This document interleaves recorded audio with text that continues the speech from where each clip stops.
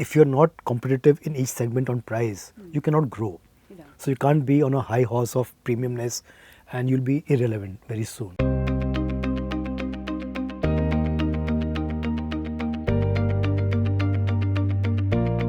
The car rental industry in India is currently, majorly unorganized. So how do you see that evolving? Actually, you'll be surprised to know that among the most rapidly organizing segments of the economy, car rentals is one of them. Okay.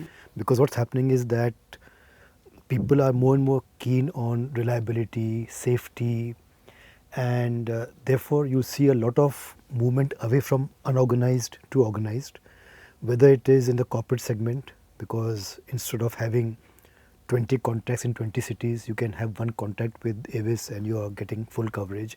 In the retail side also, you may not realize it, but even Uber, Ola actually is getting more and more organized. Early you had to face, let's say, a driver of a cab and there was no control, whereas now with Uber, Ola coming in, there are some common standards being imposed by these companies. Or the platform itself sort of forces you to be disciplined. So I think it's going to get more and more organized, and that is what's happened across categories throughout history. And for example, we are doubling revenue every 3 years. Now the market is not growing 3 times as fast. So I think there's a scope for a lot of more organized players coming in.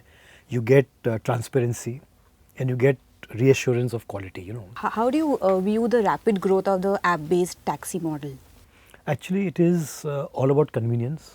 And so it's also the right thing at the right time, because lots of people may not have the means to be able to buy a car.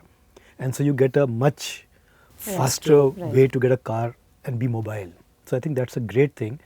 And as I was saying a bit earlier, because it's a standardized platform, a lot of the local misuses get taken care of. So I think it's a good move, and it's having a big impact on people who commute on a daily basis. Okay. It has an impact, and unfortunately the radio taxis, which came in a big way about 8 years back, or the Kali Pili taxis, they are slowly becoming irrelevant. So you refer to the word called misuses.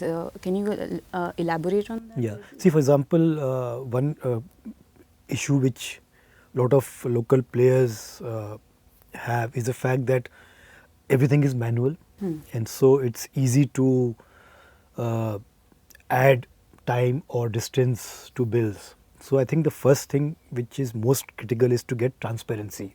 So for example, we were the first few people to move to a GPS based billing, so that you actually pay for what you use, and not anything which is done through ulterior motives. So all these things actually make a big difference. So Avis is primarily seen as a premium player in India. So do you see that changing, given that the majority of the consumption is driven by millennials? Actually, what happens is there are 2 ways I want to answer this. One is the fact that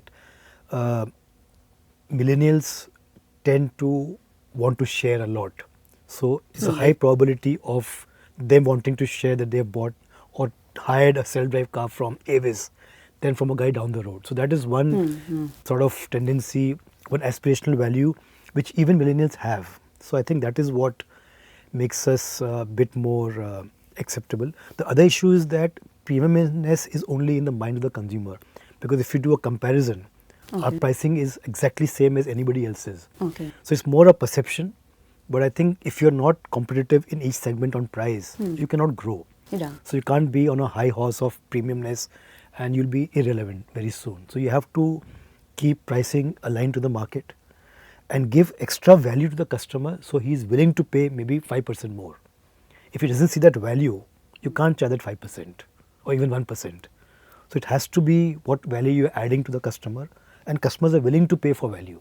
So what role does native advertising or branded content play in your marketing strategy? In our marketing strategy, it's only this. Okay. We don't do mass media advertising. We don't do anything offline. It's entirely digital, and most of it is native, because there's data to suggest that a native ad is seen by a viewer 50% more than a display ad. Okay. Because he doesn't want to shift his eye, so it has to come in the feed. So with that kind of tendency to view display ads less and native ads more, that's a big way forward for us. So most of our content is driven by that. The other key thing we do is that almost 85% of our content is user generated. Okay. We don't put out brand claims or anything.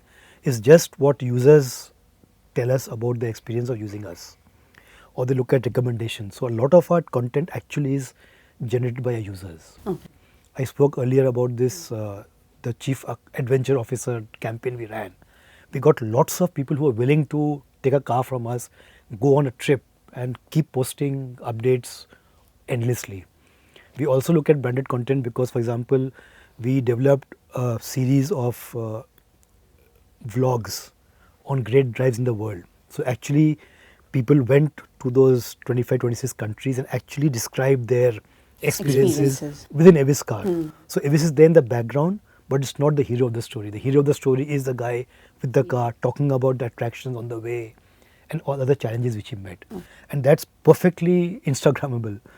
So that's, I think, so we depend a lot on native ads and branded content. So what would be one native advertising campaign that you are particularly proud of? See, for example, one we had was hashtag my holiday look. Okay. So that is something which was done on Instagram, and people had to just dress themselves in a holiday dress, leisure dress, and tag Avis, and we got 1 million views okay. in just about 10-12 days. So I think that is something. So the whole idea is to be relevant. Millennials like to dress up in the trendiest fashions and show their friends. So we got into that tendency, and that worked very well for us. So I read somewhere that you are a cyclist. So tell us a bit more about that and how you unwind. Yeah. No, actually, I think cycling is not. I don't do mountain biking or something. Okay. Gurgaon has enough places where you can cycle to, and it sort of really relaxes you, because you see parts of the city you would never see if you weren't on a bike or walking on foot. Oh, okay. So it's really interesting, and it's. I think the other sort of thought is that you can forget everything else, and you know that beyond a steep there's a incline. So it's great to relax and unwind.